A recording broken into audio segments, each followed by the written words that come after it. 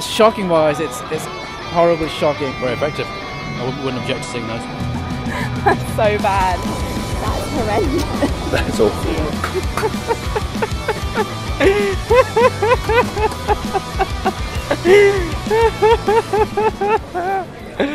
Oh my god.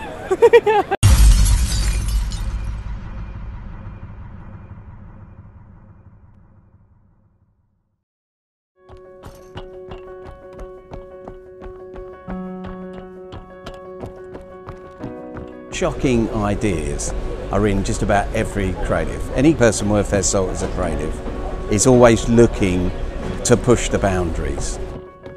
Advertising is, increasingly bland, which makes it really exciting when you see the exceptions to that rule. Shock is really useful because it wakes people up, it gets people talking. Creators are wired to think of something different, to think of something that's going to, create controversy or get noticed. That's our job. Great work that comes out of the Far East where a bunch of 7 or 8 year olds run around a shopping centre asking for a light, for a cigarette. And it's really fucking shocking to see these kids asking for a cigarette because they're 7 years old and they keep on getting told no by these smokers, no. And they and suddenly the penny drops that if it's wrong to give a child a lighter or a cigarette, then why is it right for you to smoke? It's shocking for the right reasons. It gives a powerful message, and it's not, just for argument's sake and to be controversial, sticking, 3 fingers up your ring piece and thinking that's funny. It's properly, it's interesting and intelligently shocking. I suppose the most shocking campaign of ours of late was the Holocaust on Your Plate campaign, where we juxtapose photographs of Nazi concentration camps with certain practices on factory farms. Obviously, when it then got rolled out to Germany, there were some issues with it, but remarkably successful, and got people to take stock of what the message was. You can take an issue and you can be outrageous, but it's got to be good. If it's not good, that's when it fails. You've got to get yourself noticed, I think. And I think that any advertising man, any marketeer and that will say that risk is a huge part of what you do. The fact is that shock is part of normal advertising. Even mainstream advertising, like say alcohol brand, is going to be accepted by some and others are going to find it very offensive. When I first met BrewDog, there were a few guys brewing beer in effectively a giant garage in Fraserburgh in Aberdeen, and now as of 2013, 2014 they are Britain's fastest growing food and drinks brand. One of the most recent campaigns we ran was the creation of a beer called Hello, My Name is Vladimir, which was a beer that was deliberately described as not for gays, as a sarcastic attack on Vladimir Putin's homophobic rules and regulations and legislation in Russia. In order to get across the sarcasm, we had to be really deadpan with everything. But equally, we weren't just talking about other breweries here. What we were talking about was one of the most powerful men in the world. And I've got to say that you pick up the phone to a journalist and you think, what the fuck are we doing? Is this actually going to work? Is everyone going to think we're insane? Is anyone going to believe us? And to some extent, if I don't get that little bit of panic, then I don't think we're necessarily pushing it from the last idea. So it's reassuring as much as it is nerve-wracking at that point. My name's BJ Cunningham. I'm an entrepreneur, and I created a brand of cigarettes called Death Cigarettes, which created a stir. You see, I didn't even think it was provocative. I thought it was obvious.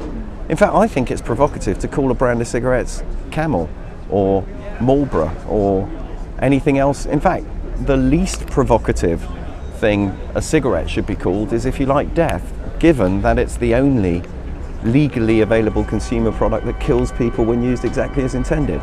Weirdly, the anti-smoking lobby took issue with a brand of cigarettes called Death.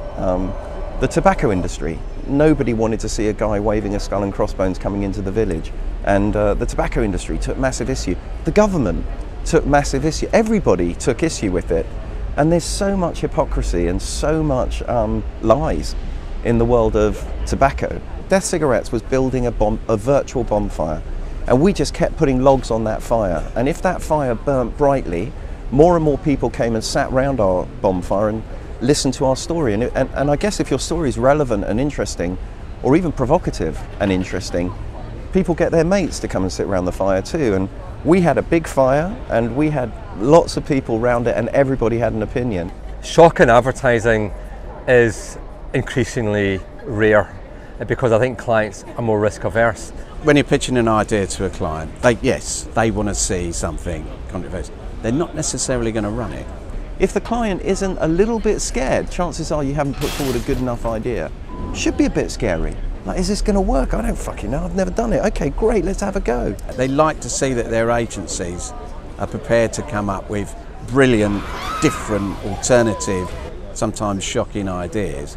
An agency's job is to challenge a client, to bring the client to the next grandest version of the greatest vision that client ever held about who they really are. And that client maybe can't do it on their own. That's why agencies exist. There's 5 minutes more. Okay.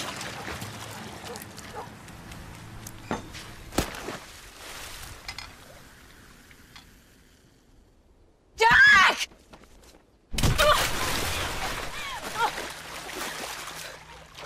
It's really easy to create work that might get banned, and I think there was a fashion for trying to create work that might get banned and deliberately do so, and that's kind of easy to do, right? That doesn't necessarily mean it's being banned for the right reasons. I'm thinking now about Paddy Power and Oscar Pistorius's trial, and I think that tested where the line is. I think it was easy, and I think it was right for Paddy Power because Paddy Power have this reputation for, getting their nuts out and being a bit naughty, and they could just about get away with it. But there was a backlash. We've found out through years of experience that getting people talking and promoting outrage is the best way to change habits. You need to know who you're not for as well as who you are for. If everybody likes you, chances are you're pretty dull. It's important to know who your enemies are as well as who your friends are. It's not a bad thing to cross that line from time to time, and you only find out that you've crossed the line by doing so. It's not until you cross the line you realise where the line was at all. People that haven't got the money, they haven't got the sort of buying power, media buying power of Procter & Gamble or McDonald's or any of the sort of huge mainstream brands, they've got to get themselves noticed somehow. So they're the ones who would be prepared to show shock and, to do something different that will surprise people.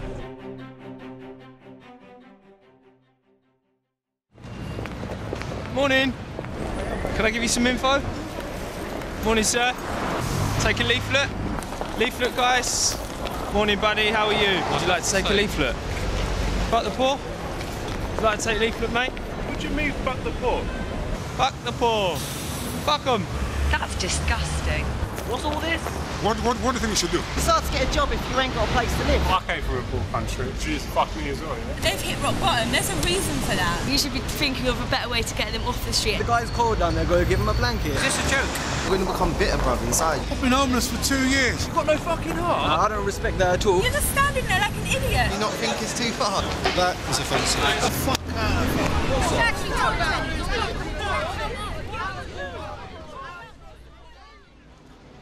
Help the poor. Anyone got any spare change, folks? Help the poor. Help the poor, please, folks.